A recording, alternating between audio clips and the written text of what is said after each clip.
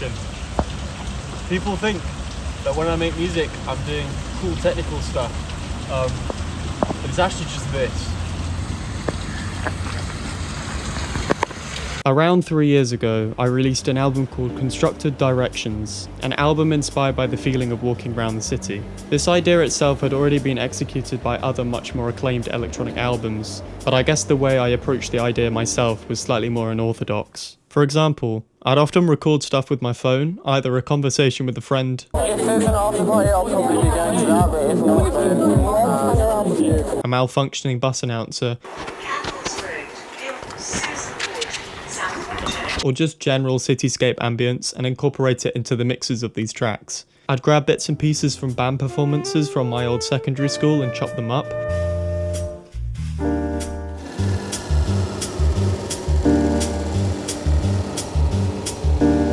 Additionally, I'd sample a track I made several months prior and repurpose it into something new.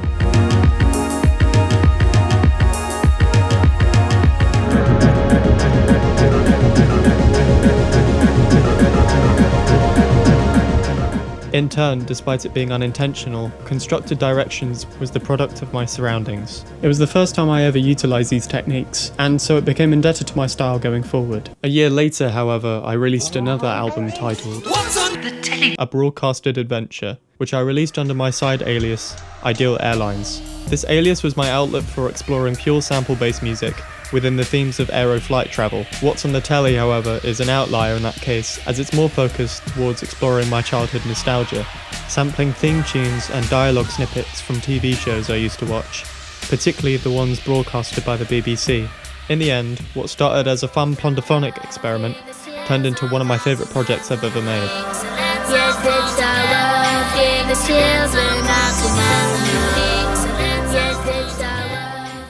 Regurgitate is a culmination of these two releases, being a thematic sequel to What's on the Telly, now reflecting on my teenage life rather than my childhood, whilst using the same sonic ingredients and production techniques first established on Constructed Directions.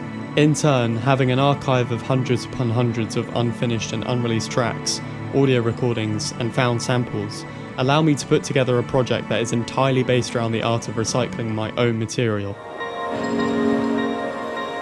In order to execute a concept like this properly, I had to establish a couple ground rules, mainly being that every sound that goes into the making of Regurgitate has to have existed previously, be it a synth, a percussion sound, or a vocal. There would have to be something I've either created or been associated with beforehand and had it stored as a file on my computer. This means, for example, let's say I'd be making a track and wanted to include the sound of a door closing for whatever reason. Because of this rule, I couldn't just record the sound of a door closing there and then. I'd have to find a recording of one I did previously that I probably intended for something else. Otherwise, the concept would fall flat, as the sound would have been created specifically to be used for this purpose. However, I could go out and record a bunch of samples generally, being aware that they may or may not be used in the making of the album, but that would be acceptable as these samples aren't recorded for anything specific. Additionally, the album could include samples or sounds that weren't necessarily created by me, but they have to have been created by someone I know, or associated with recordings I've created. For instance, the vocals on Shining and All the Things People Say in 4 parts were taken from original songs the singers featured on them did themselves, but as I've worked with them in the past, and also feature on original stuff I've done that was also sampled elsewhere in the album, it's still kept in line with the album's concept. What a beautiful day, the sun is shining, the birds are singing. The sun is shining, the birds are singing. The embers slowly die. The embers slowly die. When it came to actually arranging the music itself, a track would often come about from a very simple idea. I typically drag a sample into Ableton, which could be anything, but in most cases it would be an old forgotten track I made in the past.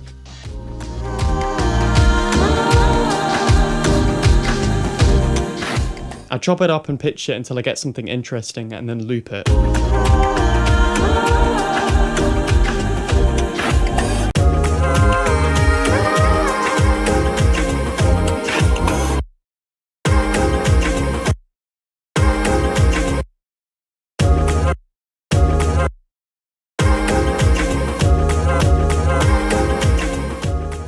I build on top of it by adding more samples, usually something a bit more sparse like a vocal snippet or some drums.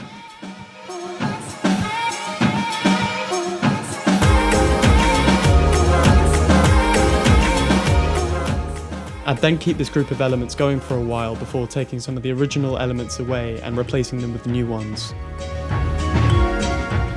Over time, despite it feeling seamless, the music would have eventually deviated into something entirely different. And the reason why the track lengths here are much longer than my usual work is because I wanted to give a realistic insight into how I create and develop ideas from existing elements in real time. Additionally, these techniques don't just develop over the course of a single track, but also the duration of the entire album. Earlier tracks are more traditional in the way samples are worked, chosen more from actual musical sources like old unreleased tracks, and using found recordings as more window dressing to fill in empty space.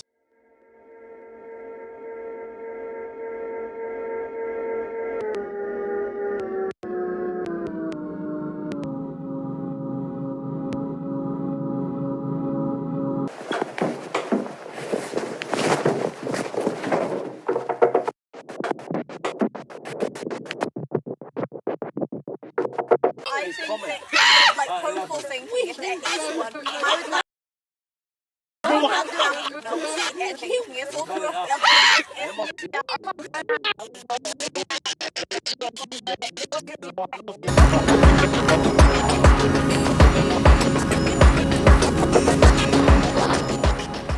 However, as the album progressed, I began to be more meticulous with the samples I was using, such as turning random, usually unconventional and atonal fan recordings into either tuneful MIDI instruments I could play,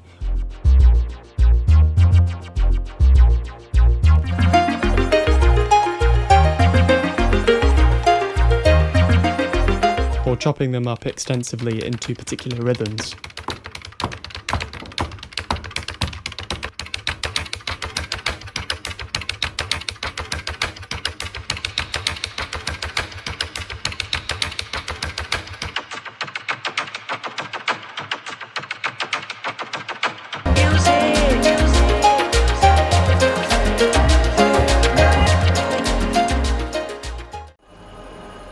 Towards the end of the album, which occurred pretty naturally to me, there's a bigger focus on taking the more conventional sounds again and making them unconventional. The results automatically made these later tracks a lot noisier and more challenging to listen to.